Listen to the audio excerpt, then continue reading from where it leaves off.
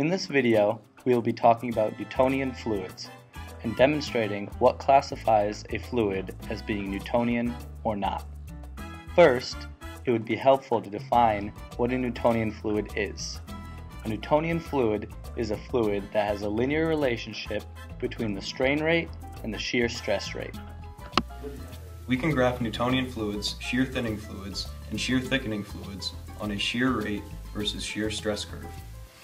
For Newtonian fluids, the change in shear rate is equivalent to the change in shear stress. Therefore, the Newtonian fluid is represented by a linear model. In the shear thickening curve, the viscosity of the shear thickening fluid increases as the shear stress increases. This is demonstrated by the increase in slope along the curve.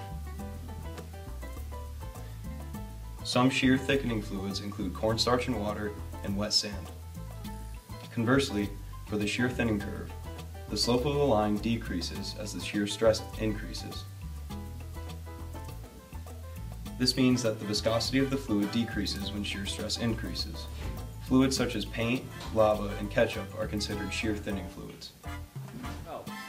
These linear models were found using the equation tau equals mu times du over dy, where tau is equal to the shear stress, mu is equal to the dynamic viscosity of the fluid, and du over dy is equal to the change of velocity component that is parallel to the direction of shear stress.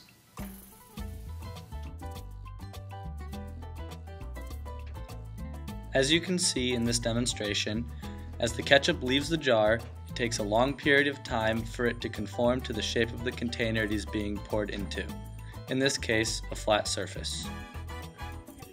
This same demonstration repeated with honey shows that honey also takes a long period of time to conform to the surface. The honey, however, does not take as long as the ketchup did, meaning that the honey has a lower dynamic viscosity. Lastly, as you can see, water takes the least amount of time to take the shape of the container, meaning that the water has the lowest dynamic viscosity. A fluid is defined as a substance that continuously deforms under an applied shear stress. In this example, it's clear how the water reacts to the shear forces. Here we have cornstarch and water. As you can see, this appears to be just a normal liquid. I move it forward, I move it backwards, and it has the same properties as liquid, just a little bit thicker. As I increase the force applied by rigorously moving it, you can see that it actually thickens up because this is a non-Newtonian fluid.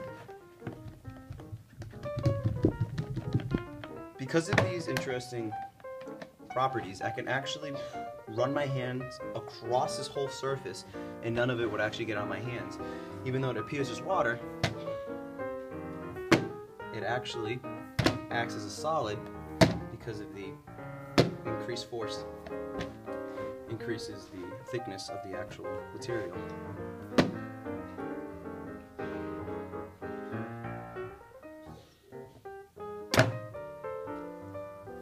We can apply the viscous stress equation to a problem involving a hydroplaning car.